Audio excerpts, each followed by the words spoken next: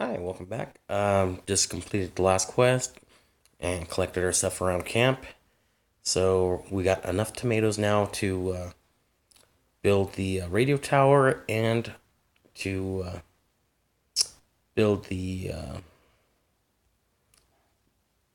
supply storage or whatever. But I think the most important thing right now is the radio tent. Um, yeah, that's fine. The camp's a little messy right now. That's not a big deal. We can clean it up later. We don't really have the tomatoes right now to do it. Let's see. Yeah, cancel. We don't want to spend it on that right now. What we want to get is up to our own level 6. As you see, we just need to build one more thing, and we'll be able to do that. And the next thing that we should really be concentrating on is a tent, just to get some free EXP rolling in. And the workshop we're not going to have to worry about right now, specifically because we don't have good enough gear.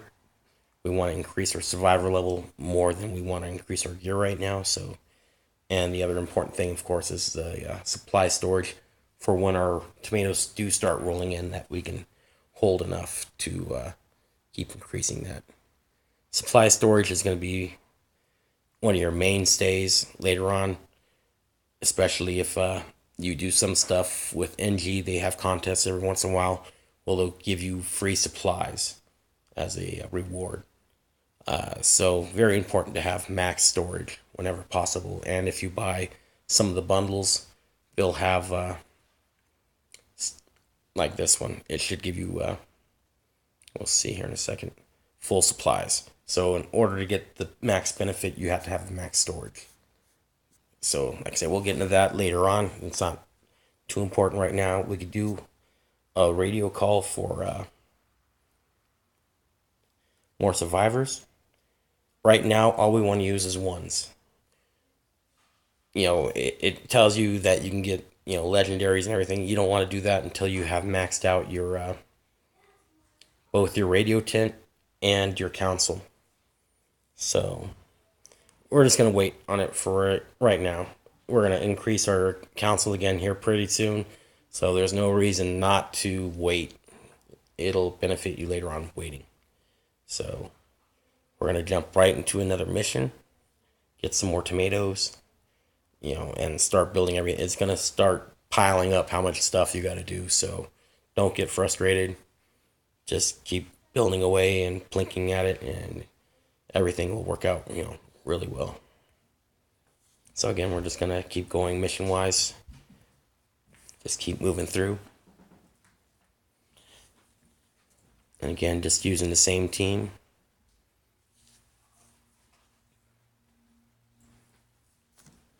Like I say, you might want to consider moving Tim for one of your other scouts, just because it'll be an instant kill instead of having to wait a turn to do it.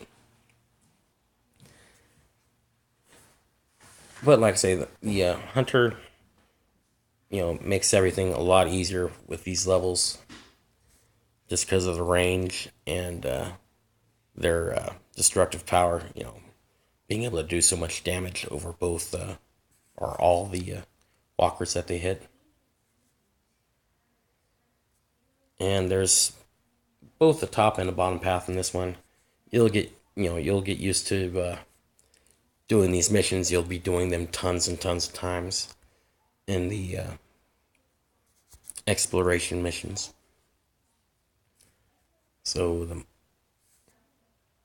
And you'll have to do tons of them in order to upgrade your gear and your survivors and everything else.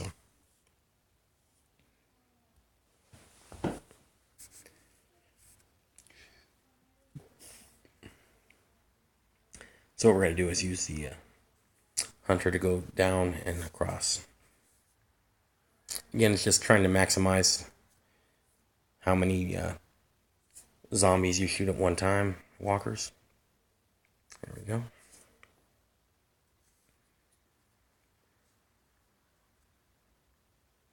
And the glowing red chest down here on the other missions won't be glowing red. It'll just be a silver chest. But for the episode mission, it's a little different. And like I say, it's mostly just to get you used to that type of encounter in later on in the game. Bad feeling about that crate, indeed. We're just gonna keep him Overwatch. He may get hit by that zombie, but it's not a big deal at all.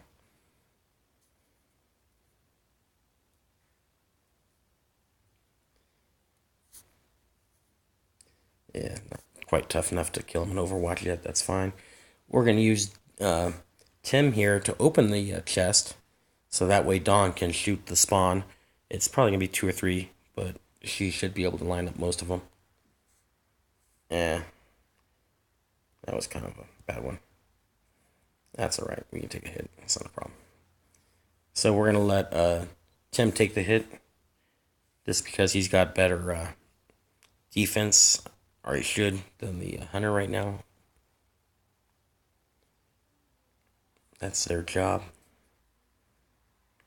And the spawn, of course, will be on the left, so we don't have to worry about them. We just got to move away a little bit, which is why we have the hunter anyway, so for the ranged. And there should be one more zombie up on top here, so we'll just do a quick. Yeah, there is. And it's just from doing the levels before, or not so much this level, but the mission with the tomatoes and EXP and deadly. You'll come across this map a lot of times, so you just get used to how things are going. And you saw the body shot there. Body shots generally about half of what a normal hit would be, and you'll get used to that too with the ranged. Very common occurrence, so don't even stress it. Like I say, that's the good thing about the hunter is you got the range, so even if you do get a body shot, more than likely, it won't affect you unless they're close range, but it's all good. Okay, so we're going to turn here. And like I say, you could sit here and farm these guys if you wanted to. That was a horrible shot. That's all right. Take a hit.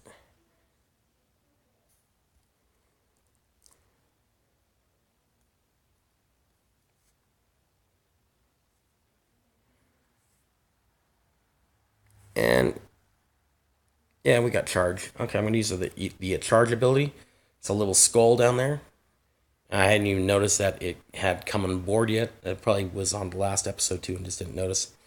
I generally don't use charge too often on the lower levels because generally the hunter will kill, or the other survivors will kill everything with one shot anyway.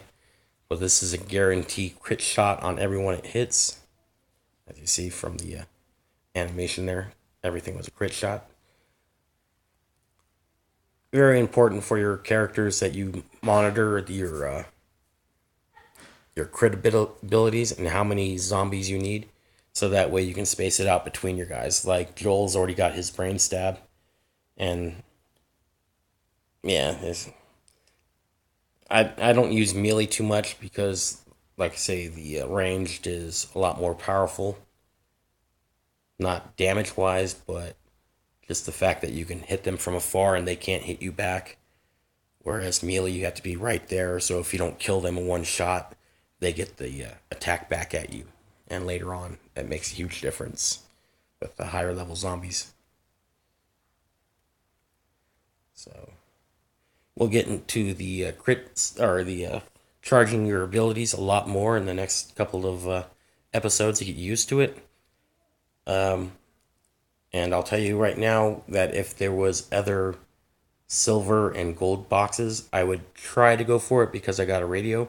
And generally, with the 9 boxes, it follows the pattern that if it's available as a regular drop, it would also be available as a silver or gold. Doesn't always hold true, so you can't, especially gold. Don't try to spend gold on the low level stuff, it's not worth it. So, you want to wait till higher level missions in order to use your gold for anything, but make sure you get a gold, a chance to get a gold ticket or a few silver if you're going to try to do that. So we'll get into that more also.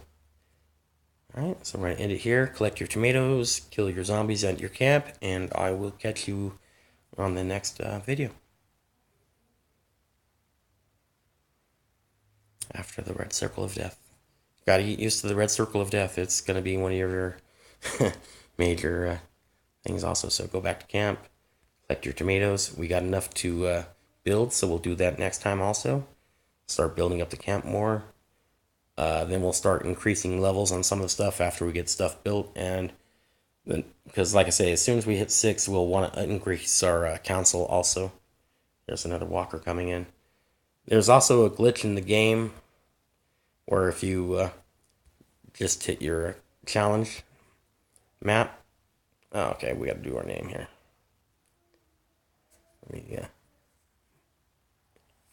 My regular name, of course, is Necro Boogie. And one of my other characters' names has always been Jayhawk. And we will do that later.